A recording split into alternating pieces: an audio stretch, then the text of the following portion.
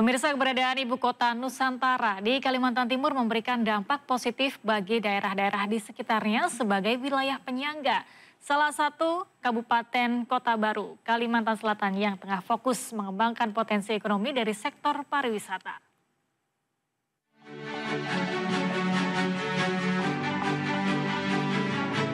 Kabupaten Kota Baru, Kalimantan Selatan yang merupakan salah satu wilayah penyangga Ibu Kota Nusantara berpotensi menjadi tujuan wisata baru.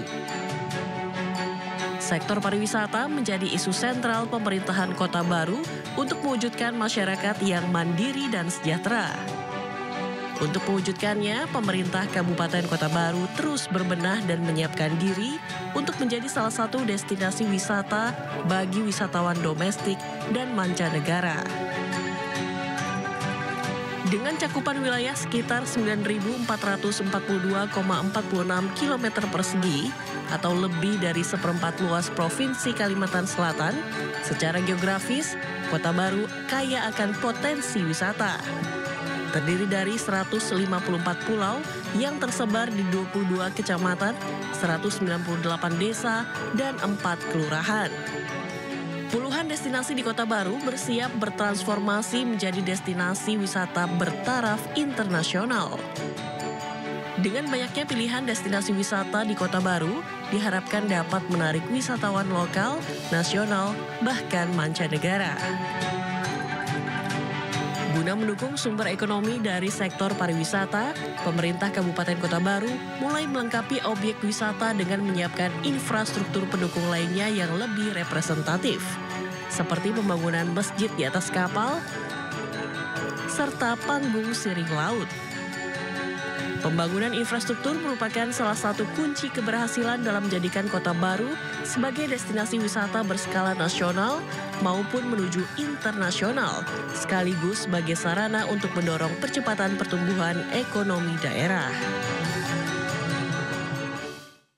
Pemirsa, Kabupaten Kota Baru adalah sebuah wilayah kabupaten yang terletak di Provinsi Kalimantan Selatan yang diproyeksikan menjadi salah satu kota penyangga Ibu Kota Nusantara. Kota Baru menggantungkan sumber ekonomi, salah satunya dari sektor pariwisata. Apa saja pesona wisata di Kota Baru? Kami akan mengulasnya bersama Kepala Dinas Pariwisata Pemuda dan Olahraga Kabupaten Kota Baru, Bapak Sony Tua Halemoan. Kita sapa terlebih dahulu. Halo ya. Pak Sony, selamat siang. Selamat siang, Mbak. Kayaknya bahagia banget ya. Pakai baju kuning juga kelihatan menyala. Ya. Ini batik khas Kalimantan? Ini batik khas Kalimantan dan motifnya juga khas. Dari Kota Baru? Yang disebut namanya Sasirangan. Sasirangan. Ya. Ada gunung-gunung juga ini? Ada. Jadi ada Bamega. Gunung Bamega. Oke. Nanti pada beberapa motif yang lain juga ada motif ikan todak. Dan beberapa motif-motif yang lain juga. Sumber-sumber dari perekonomian di Kota Baru ya? Ya, karena ada lagunya Kota Baru, gunungnya Bamega. Ya, mungkin sudah terbiasa dan populer lagunya ya, didengarkan tapi belum masyarakat. Pernah ke sana? Belum, ajak saya dong ke sana. Boleh, kami tunggu. Ditunggu ya? Tapi ngomong-ngomong soal wisata, nih apa saja sih wisata unggulan yang ada di Kota Baru, Pak Sony? Baik, wisata unggulan di Kota Baru ini masih wisata yang memanfaatkan potensi alam. Ada alam dengan laut dan pantainya, kemudian ada gunung yang kita manfaatkan untuk beberapa kegiatan sport tourism. Kemudian kami punya hutan meranti yang kami juga gunakan untuk selain pelestarian lingkungan juga beberapa kegiatan-kegiatan yang sifatnya menjaga alam. Biasanya apa yang menjadi paling populer untuk masyarakat mengunjungi wilayah Kota Baru? Ya, karena geografis Kota Baru terdiri atas daratan dan kepulauan, maka alasan orang untuk datang ke Kota Baru adalah berwisata di laut dan pantainya. Menikmati suasana laut dan pantai. Ada para layang juga ya? Ada para layang juga. Wilayah sebagian besar adalah wilayah dataran rendah. Tapi ternyata ada perbukitan di sana, masyarakat juga bisa para layang di sana. Iya, dan itu memang program kerja dari Bapak Bupati Kota Baru, Haji Said Jafar Alaidrus, Sarjana Hukum. Beliaulah yang memiliki visi terkait kepariwisataan ini sampai mengembangkan salah satu destinasi yang kita sebut destinasinya adalah Mamake SJ Ahil. Oke. Nah, ada Bapake juga itu yang akan dikembangkan, yang sudah dikembangkan Iya. terkait dengan para layang tadi. Oke, jadi sebenarnya SJA Mamake kan lagi viral juga nih ya, Ya. diperbincangkan oleh masyarakat. Betul, Mbak. Nah ini sebenarnya apa sih Pak?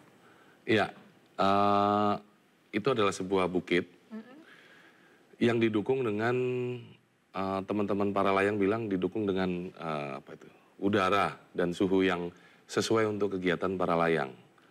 Dan tentunya selain berpara layang juga masyarakat dan pengunjung wisata bisa menikmati bentang alam dari Kota Baru, bisa melihat langsung alam-alam yang ada di Kota Baru melalui bukit tersebut. Oke, jadi melihat dari ketinggian, panorama dari ketinggian, terus tadi Bapak juga bilang ada pantai-pantai yang dimana mungkin masyarakat juga bisa snorkeling di situ, Bisa. menikmati keindahan laut Bisa. dan lain sebagainya. Ya. Oke. Nah, Kota Baru ini kan menjadi sebagai kota penyangga IKN. Sampai sejauh ini sudah seberapa berpengaruh sih menjadi kota penyangga IKN? Baik, jadi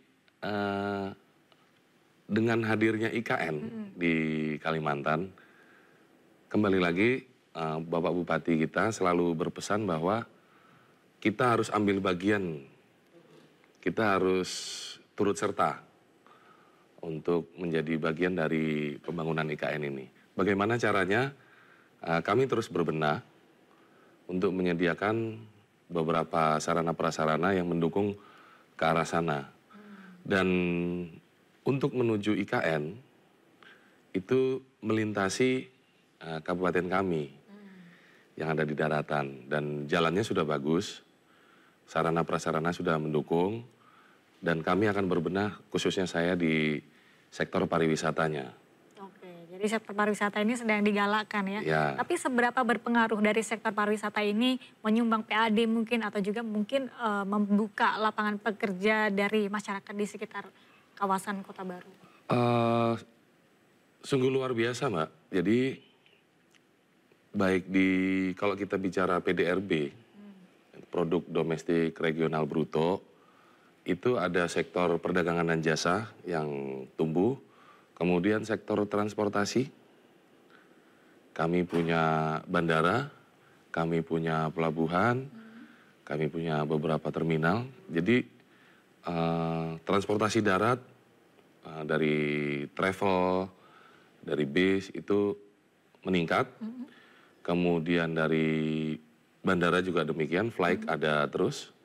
Kami jaga supaya tingkat isian tetap ada. Kemudian dari sektor pelabuhan di perhubungan laut itu juga ada beberapa kapal perintis dan kapal-kapal yang lain.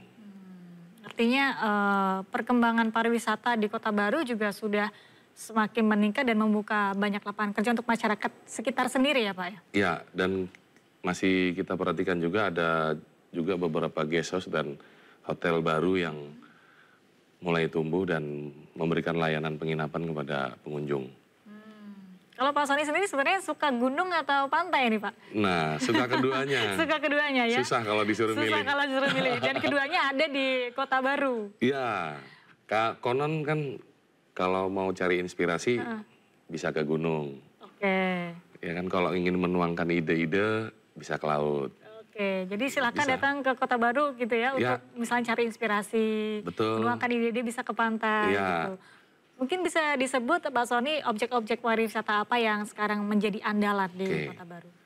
Berbicara tentang wisata andalan, itu kami sudah menetapkan ada 5 destinasi unggulan, juga beserta dengan destinasi yang lainnya juga.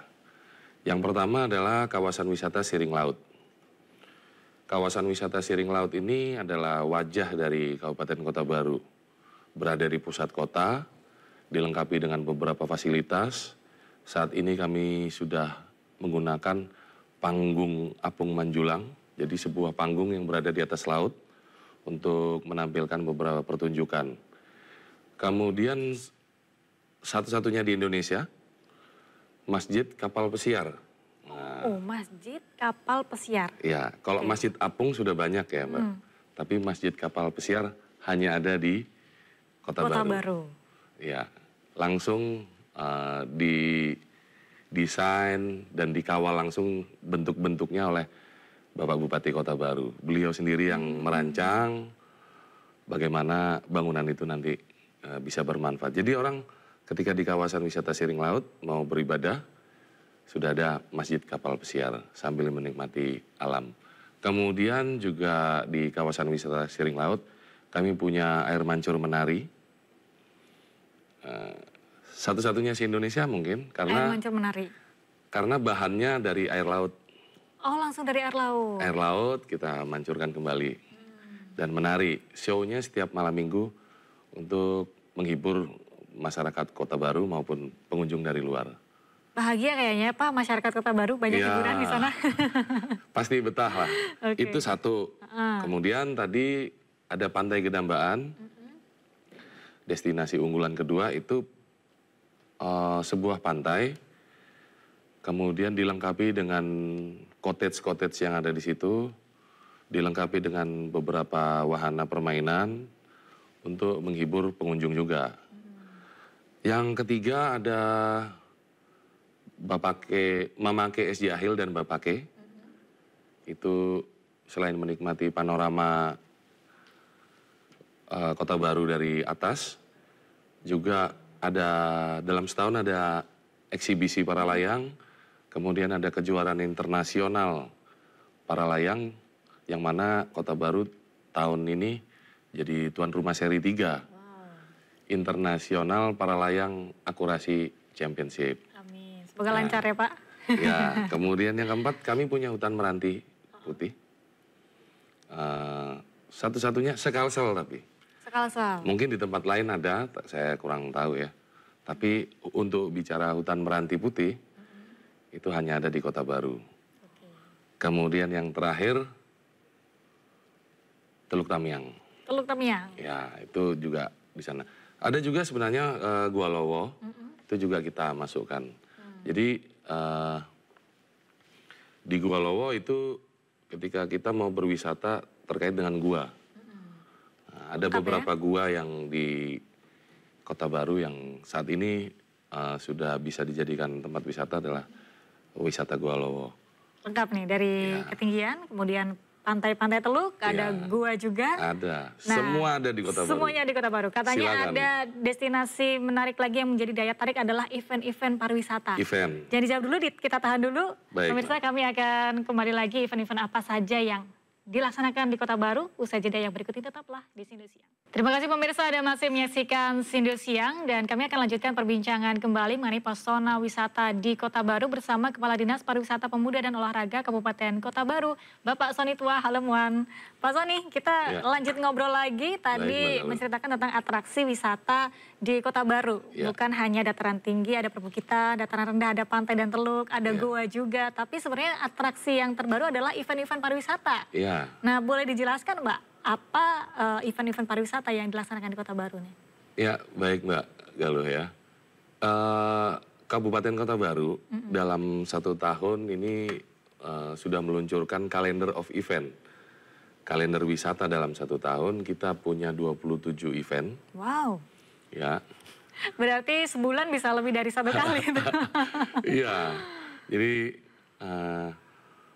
di event-event itu dalam 1 tahun tentunya untuk tahun 2024 ini kita awali dengan Gebiar Pesona Ramadan. Kalau masyarakat ingin menikmati suasana Ramadan atau pengunjung, silakan datang ke Kota Baru. Kita bikin event Gebiar Pesona Ramadan itu selama bulan Ramadan itu setiap malam ada pertunjukan selesai tarawih. 30 hari penuh? Penuh. Oh, pertunjukan apa itu Pak? Pertunjukannya tentu yang bernuansa religi. Bisa ada gambus, bisa ada lomba-lomba. Ya, yang bernuansa religi itu kita lakukan untuk mengisi kegiatan-kegiatan di bulan Ramadan. Jadi sungguh luar biasa Pak Bupati kami. Beliau ingin di bulan Ramadan itu suasananya benar-benar bernuansa religi.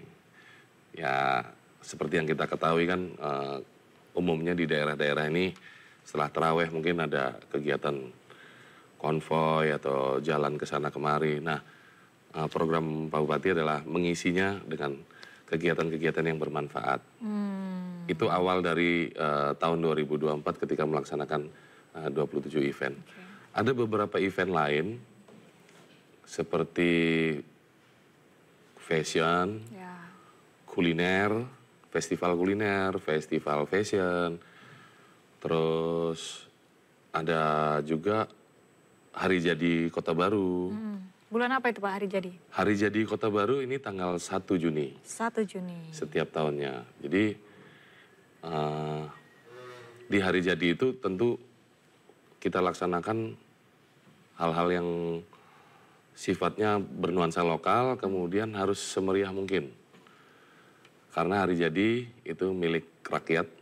Jadi bagaimana membuat masyarakat bisa gabung dan berkumpul di situ. Pelaksanaannya 20 hari.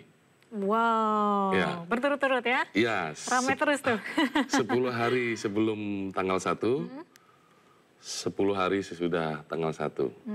Ada beberapa stand expo yang diisi oleh SKPD, Forkopinda, kemudian ada perusahaan, perbankan, akan mengisi stand yang ada di kawasan wisata Siring Laut.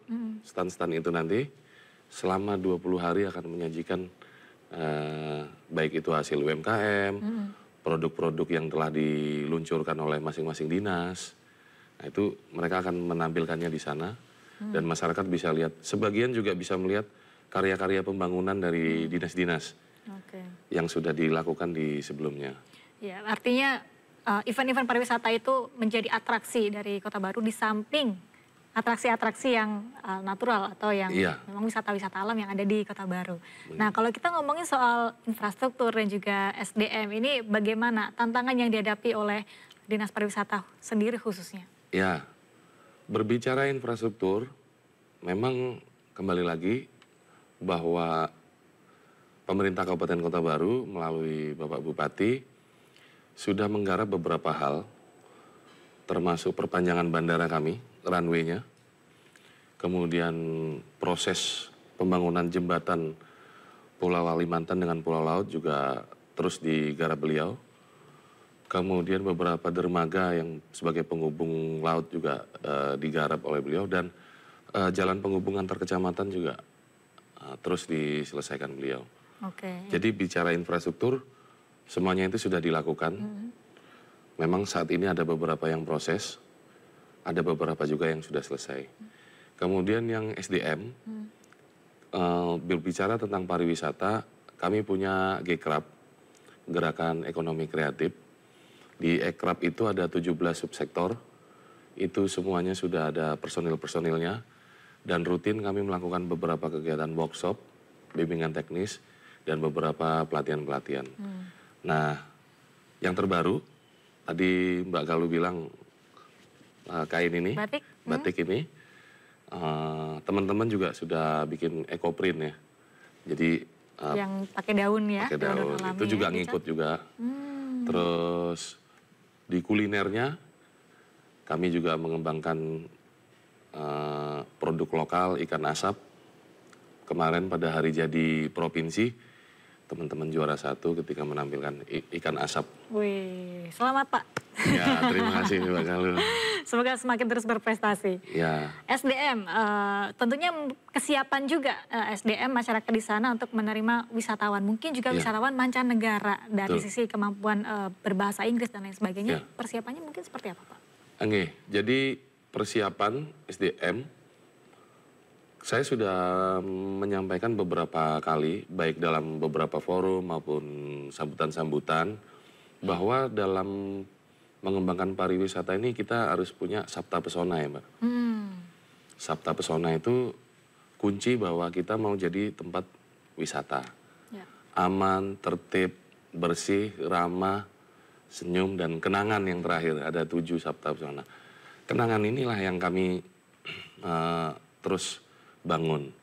Bagaimana ketika orang datang ke Kota Baru dan pulang ke tempat asalnya, ketika ditanya masih mau ke Kota Baru, Datang lagi. datang lagi. Jadi targetnya harus demikian. Pesan Pak Bupatinya demikian, karena untuk ke Kota Baru ini orang perlu usaha lebih ya, berkaitan dengan jarak.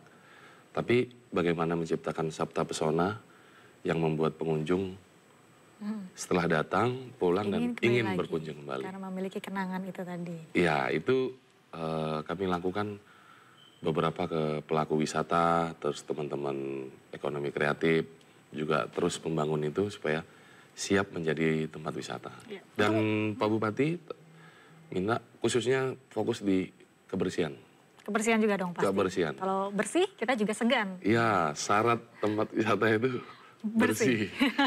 Ini yang sedang kami terus lakukan karena apalagi dengan pihak luar ya, mereka kan harus kondisi tempatnya harus bagus. Ya, membangun sebuah wilayah wisata ini kan juga membutuhkan biaya yang besar. Ya, Mungkin juga anggaran daerah bisa jadi kurang untuk mampu memajukan wisata, misalkan targetnya mancanegara dan lain sebagainya. Nah ini apakah ada bentuk kerjasama nih dengan pihak swasta ataupun dengan pihak investor-investor lain yang akan menginvestasikan di bidang pariwisata Kota Baru?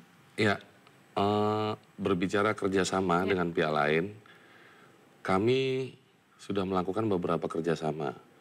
Beberapa hotel besar di Banjarmasin itu kami lakukan promosi dan pemasaran di sana. Jadi ketika pengunjung berkunjung ke ibu kota provinsi, baik Banjarbaru maupun Banjarmasin, itu mereka akan melihat beberapa tampilan pariwisata Kota Baru. Di bandara juga sempat sebelumnya kami tampilkan. Kemudian pada videotron beberapa kota besar, kami menayangkan potensi pariwisata. Sampai ke Balikpapan juga tempat yang berdekatan dengan IKN itu juga kami pasang. Kemudian dengan asosiasi travel kami juga bekerja sama dan beberapa pelaku-pelaku usaha lainnya. Untuk investasi swasta saat ini sedang terus kami jalin bagaimana investor luar bisa berkunjung. Sampai saat ini masih kami garap. Kalau target kunjungan wisatawan dari tahun ke tahun apakah ada target tertentu untuk semakin meningkat? Tentunya kita punya target ya. Kalau kunjungan pariwisata, khususnya Kota Baru, ini ada grafiknya dan sudah meningkat dari tahun ke tahun. Kondisi terakhir di 2023 ini di angka sekitar 800.000 pengunjung wisata dari luar. Per tahun? Di tahun 2023. 2023. Pengunjung ini sempat drop mungkin se-Indonesia sama, bukan sedunia sama, saat pandemi COVID yang berlaku di tahun 2020. Nah, kami juga mengalami penurunan kunjungan. Kemudian kembali normal di 2022 sampai di 2023 seperti yang saya sebutkan tadi, kurang lebih 800.000 pengunjung. Di 2023? 2023. Nah, ada target nggak untuk 2025 nih yang sedang kita jalani dan yang akan kita jalani? Harus. Sampai di angka berapa itu, Pak? 1 juta? Iya, boleh lah. Boleh ya? Boleh. Saat ini kan sport tourism juga kami kembangkan. Jadi tadi ada event, ada sport tourism. Sport tourism kami punya 4. Ya, kami gunakan yang olahraga rekreasi seperti para layang dan gantole tadi. Kemudian ada off-road. Ya. Kemudian ada trail hayo braid. Kemudian ada jet ski. Nah, itu beberapa sport tourism yang bisa mengundang Wisatawan untuk datang ke Kota Baru. Ya. Jumlah kunjungan wisatawan ini tentunya akan berpengaruh juga terhadap PAD. Nah, soal PAD ada target nggak nih, Pak? PAD ada target. Rata-rata dalam setiap tahun kenaikan PAD di tempat kami di angka 10%. Jadi ada peningkatan. Terakhir di 2023 sekitar 200 miliar ini pendapatan asli daerah. Dan kami terus mendorong bagaimana pendapatan asli daerah dari pajak dan retribusi terus meningkat. itu menjadi perhatian khusus dari Pak Bupati Kota Baru. Oke, semoga dengan banyaknya kunjungan wisatawan ke Kota Baru akan meningkatkan PAD daerah juga bisa semakin memperbaiki fasilitas-fasilitas infrastruktur juga yang ada di Kota Baru. Nah sekarang kita ngomong tentang event lagi nih Pak. Kan ada sport tourism, tadi event juga ada peringatan hari ulang tahun Kota Baru, hari jadi Kota Baru, kemudian Ramadan. Nah event terdekat nih, mungkin di akhir tahun 2024 atau di awal tahun 2025 apa ini Pak? Iya, terima kasih, ini pertanyaan yang keren sekali Mbak Galuh. Kenapa? Untuk menuju November ini, kami sementara mereschedule beberapa event karena kami menghormati tahapan pemilu. Jadi untuk menuju 27 November kami tidak melaksanakan event dulu. Ya. Setelah itu kami akan melaksanakan ada satu event yang siap yaitu Hayao Bright Trail. Dan kami saat ini sedang mengusul untuk kembali masuk Karisma Event Nusantara di 2025. Hayao Bright Trail. Hayao Bright Trail yang 10 itu yang sport tourism. Oke, itu event apa itu? Itu event olahraga trail. Dilaksanakan di sirkuit kami punya sirkuit sendiri. Kemudian sudah mengarah ke olahraga yang seperti di tempat-tempat lain lakukan, yaitu mengadopsi konsepnya enduro lah. Oke, di awal tahun 2025? Di Desember. Oh Desember, berarti akhir tahun 2024. Ya, untuk persiapan kami di 2025, yaitu Kota Baru ingin masuk kembali ke Karisma Event Nusantara. Karena hanya beberapa daerah saja yang ditunjuk oleh Kementerian Pariwisata untuk masuk dalam KEN. Sebelumnya kami sudah masuk KEN 3 kali, itu dengan tema yang kami usulkan nanti ini adalah Festival Budaya Saijaan. Itu event juga, berjudul Magic from the Sea. Oh, baik. Nanti Mbak Galuh harus lihat keajaiban-keajaiban saya laut. Ya Pak ya, ke sana ya Pak. Baiklah, sepertinya waktu kita terbatas, sepertinya masih banyak yang ingin diperbincangkan, tapi semoga sukses untuk event terdekatnya di 2024 akhir, dan sukses untuk masuk di Karisma ya. Sukses selalu untuk pariwisata Kota Baru. Terima kasih Pak Sony atas waktunya. Baik Mbak Galuh, saya juga mengucapkan terima kasih mewakili Pak Bupati Kota Baru. Pastinya kalau beliau ada, beliau akan menyampaikan langsung bahwa hadir juga ya Pak. Berterima kasih kepada iNews yang sudah mendukung pengembangan pariwisata di Kota Baru. Amin, amin. Terima kasih banyak Pak Sony.